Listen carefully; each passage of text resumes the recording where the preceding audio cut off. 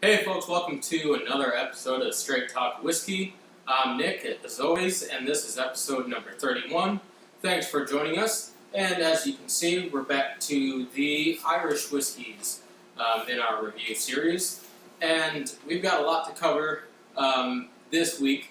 There's some news and some future events that are going to go on around the end of October, which are exciting, and we'll get to that after we do the tasting here. So let's get right into it, because we got a lot to cover. So, today we are reviewing Jameson Black Barrel, Select Reserve, Single Distillery, Triple Distilled Irish Whiskey. So, what makes this different? Why the price increase, and what's so special about it? It looks like similar to the traditional Jameson bottle. If I have one in the collection, we'll just pull that out. So, relatively similar. But what we have going on here is basically the same whiskey making process, spirit-wise, from grain really to spirit in distillation, is the same exact thing as your standard original Jameson. But what makes this different, the Black Barrel, as you might guess by the name, is that it is charred twice, not just once.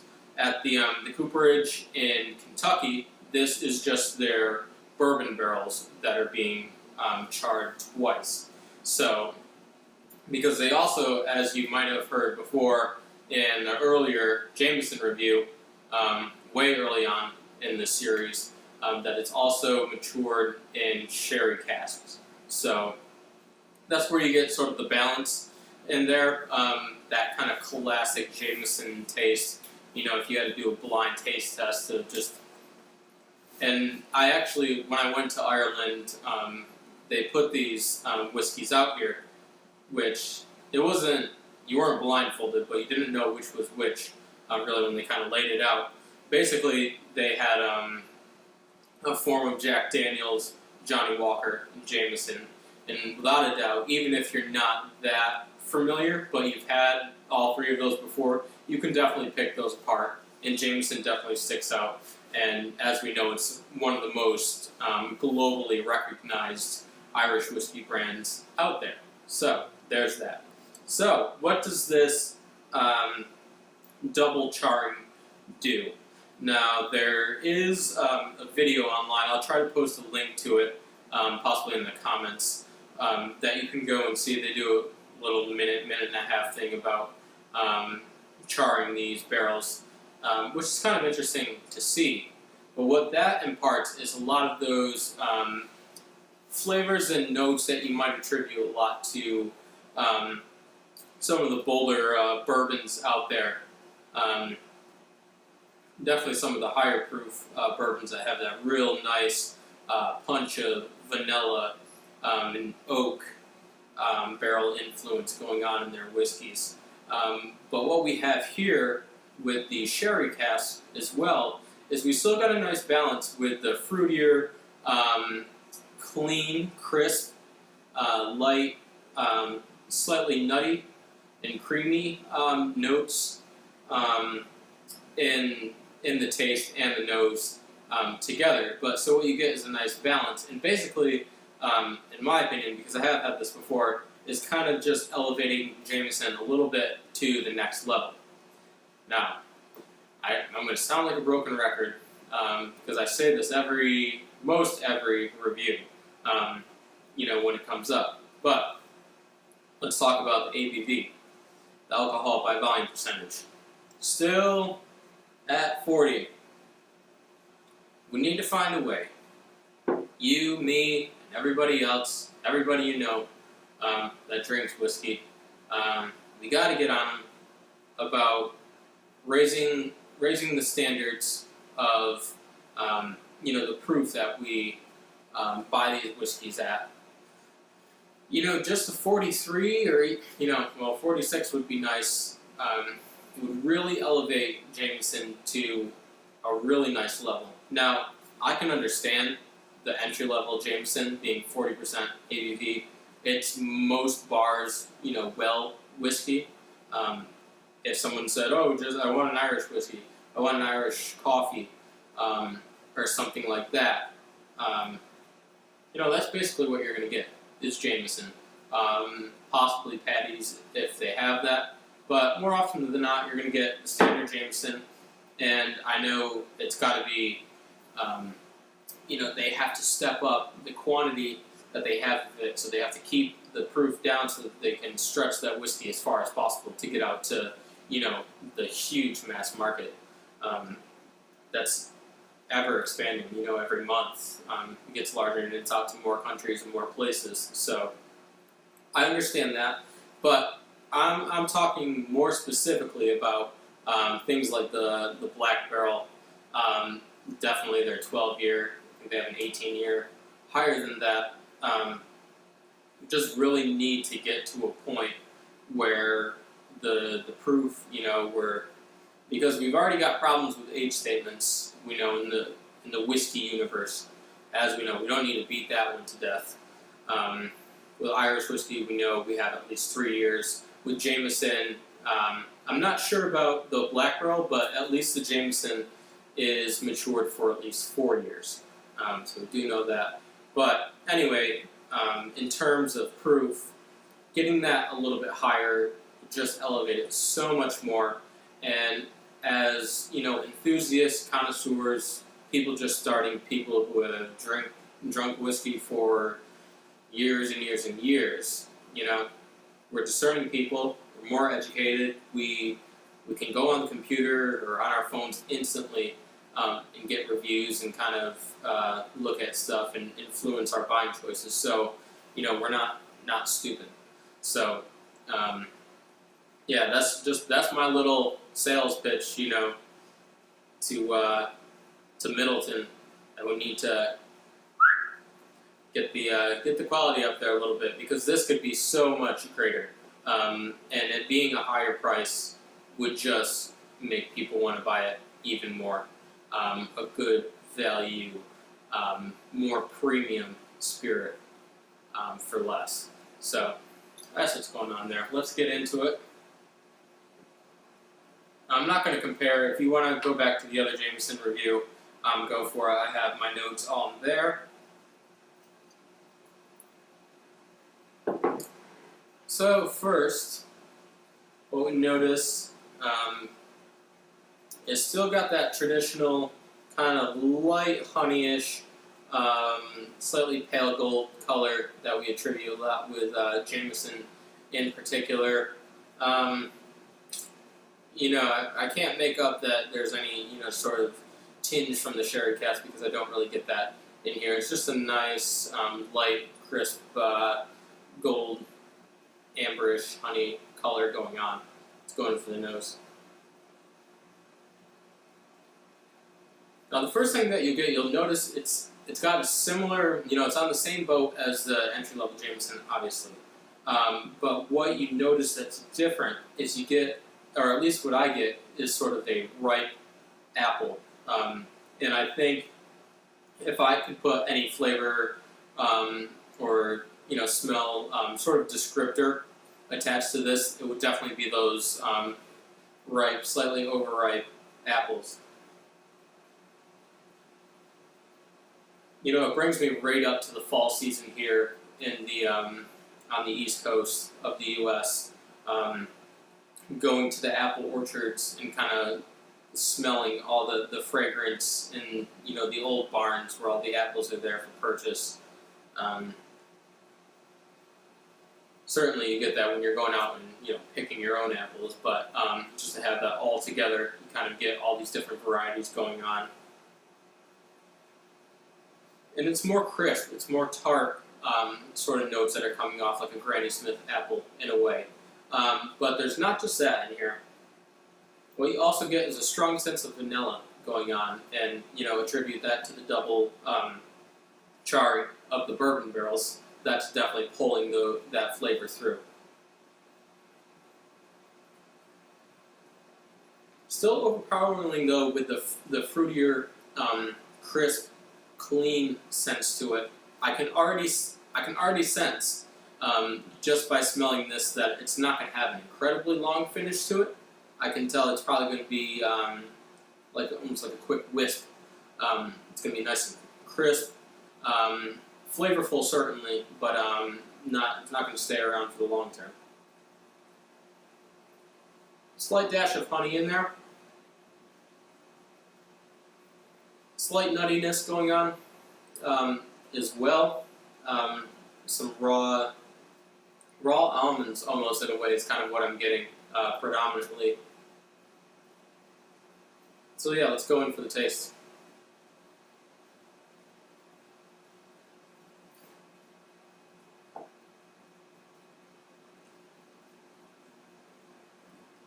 Definitely that nice crisp apple, which is interesting. But what happens with this double charred bourbon barrel is you get sort of that vanilla. And vanilla, as we know, can be a very powerful flavor. It's one that we know a lot, well, at least a lot of people do. We've got vanilla everywhere. Vanilla milkshakes, ice cream, coffee is a big one, different forms of vanilla, chocolates, candies, that sort of thing. So vanilla comes off as one that people definitely get right away. But what it does with the apple is it kind of smooths that out, frosts over the apple a little bit. So basically what I'm saying is that I get the apple more in the nose. That ripe apple, that crisp, Granny Smith, fresh, tart, fall, autumn, whatever you want, is there more predominantly in the nose. But when I go in for the taste,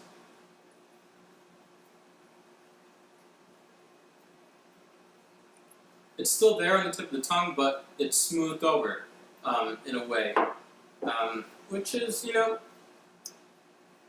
it's okay. It is what it is. Like I said, going back, if this were maybe a little bit higher ABV, we might get to experience that balance for a little bit longer before it kind of fades away and is overpowered.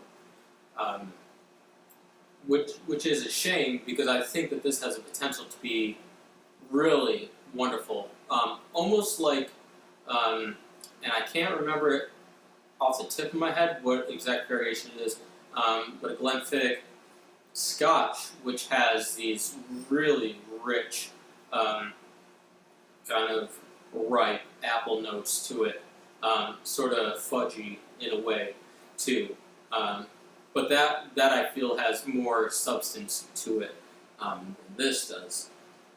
So there's that. But we also have some other things going on here.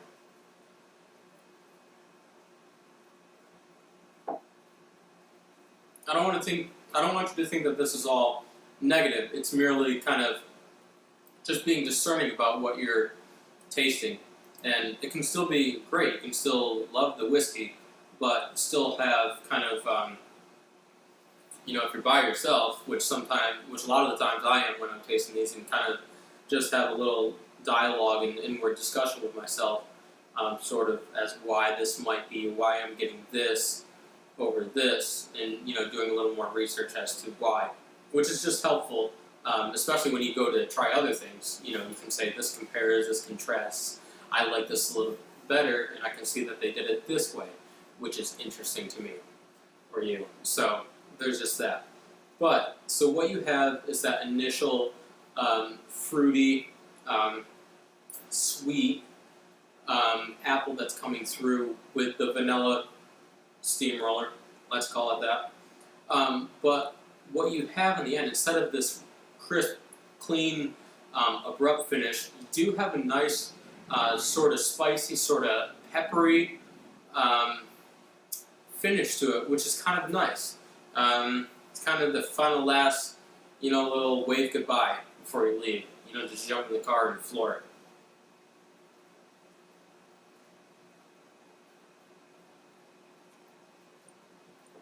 But yeah, definitely it's got a little spritz to it. Little nuttiness, like I said with the almonds earlier, you can definitely catch that there for sure. But there's this nice peppery note going on there that gives it a really nice sort of sending off.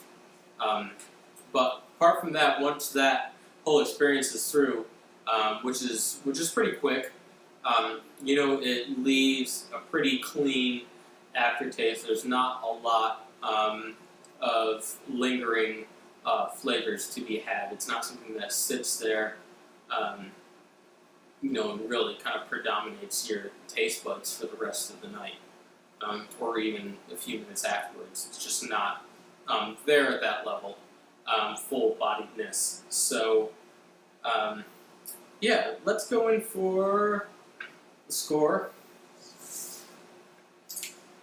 So, for the Jameson Select Reserve Black Barrel Single Distillery, it's one of the few distilleries that have aged spirit right now. But yeah, they want to tell us all that on the bottle, which is perfectly fine. There you go. So, Straight Talk Whiskey Score, episode number 23, Jameson Black Barrel, is a modest 83 out of 100. I don't need to go over the things that led me to that. As I already said, I don't want to reiterate it and take up more of your time. But it is what it is. There you have it. Not adding water. It's already at 40% ABV. Don't need it. It's got enough water in there as it is, to tell you the truth. So, let's talk about some brief news. I don't like to talk too much about the news that's going on. It's sort of like specific things that are coming out and that sort of thing, because if somebody's watching this review, a year or even 6 months down the line, it could be outdated. It might be information they're like, well, yeah, obviously, I know that. But this, I think, for the type of reviews that I've done in the past, I think is going to be helpful. So, we got this word this week, as you might have seen, on the Straight Talk Whiskey Facebook page that I posted. We got I saw an application from Jack Daniel's for a single barrel rye whiskey. So, you can remember back to the little mini-series that we had with the unaged rye and the rested rye, kind of little experiments that Jack Daniel's was selling, which, by the way, is next to impossible to find now. The rested rye, I think, is a little bit easier to find. I think there are two batches out there that I know of. There could be more. But the unaged rye, which I only kind of took brief sips from, and I'll probably have that for a while, just sort of tasting that, if I have any Jack Daniel's enthusiast friends over or something like that, so that they can see the process. But the single barrel rye will be coming out soon. I'm not sure exactly when. I want to say probably December of this year. They've already, within the application was a label, so you can see that. You go to the Facebook page and see that, which is kind of neat, because I honestly thought it would be later down the line, but they're ready to put out their fully matured, as they see it, rye whiskey, which for Jack Daniel's is wonderful. It's been well over 100 years since they've even changed their mash bill. So to me, this is big news, and I know I've done even a mini series on Jack Daniel's, a bunch of them. So I think definitely those fans will enjoy hearing that. Also, what I heard kind of through the grapevine, and I couldn't get this confirmed officially by Jack Daniel's, probably because of marketing reasons and that sort of thing, but there is going to be a Jack Daniel's single barrel proof. So, basically what we're going to get is straight out of the cask. It's just going to be like a cask strength that you might get from an Irish Scotch or one of the other world whiskeys, cask strength, which is going to be phenomenal, because you hear me talk and talk and talk, and you're probably writing an email now to Jack Daniel's thanking them so I can shut up about, the whole 40% ABV thing. Well, probably not, because you probably feel pretty much similar. But anyway, I think it's going to be great. So the ABV will change. I believe it could be anywhere from 120 to 140 proof, because it's going to depend on the barrel that whiskey is coming out of, which I think is just great, because you kind of feel like you have your own sort of private whiskey bottle for yourself, which is really interesting. And I'm sure they'll label barrel numbers and all that sort of thing. Not sure on the age. I imagine it's just going to be like their single barrel bourbon, which is aged higher up, so it's getting that deeper interaction with the wood at those higher temperatures up in the higher reaches of their warehouse. So those are two things out of Jack Daniel's that I thought were noteworthy to tell you all about. Which if I can find them as soon as I can, I'll try to get my hands on them, because I know they're probably going to be going quick. So I'll try to get that to review it. Like I've said in the past, I don't solicit samples or stuff like that from distilleries. So this is all just me going out and purchasing on my own, which I think is the most genuine way to present that to you. If I just have this whole table lined up with samples, it kind of depletes the purpose of really being, in my opinion, an enthusiast and connoisseur, because the process of going out and buying something is really, I think, integral, not only as a consumer, but if you're going to be really kind of proactive about being, educated about whiskey in general, and being able to tell other people about it and make good decisions, then to be able to go out and actually purchase it for yourself and see what they're charging for certain quality, whether it be great or whether it be a little subpar, is all part of the experience. So there's just that little disclaimer. I don't want you to feel like I'm just going to be like, oh hey, come give me some samples so I can sample this. That's not how I work here, as you can see over the past reviews. So the last thing, because I'm based in Philadelphia, it's a little bit harder for me to get to Whiskey Fest, Chicago, and New York, and that sort of thing. Getting away with the schedule is a little bit tough.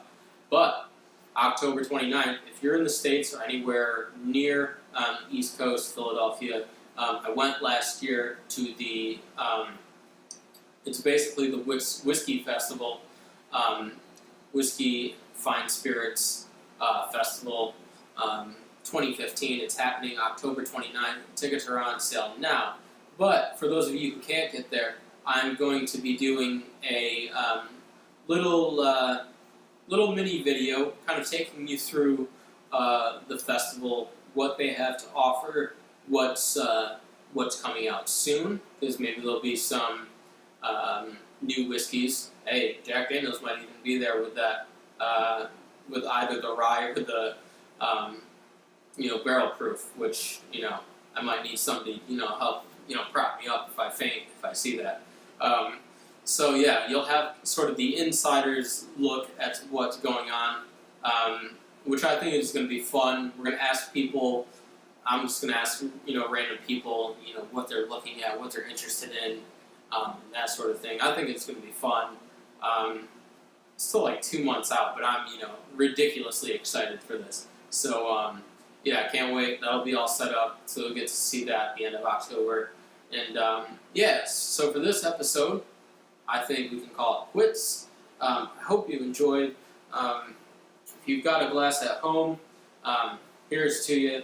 Drink responsibly, and have an awesome week. See you next time.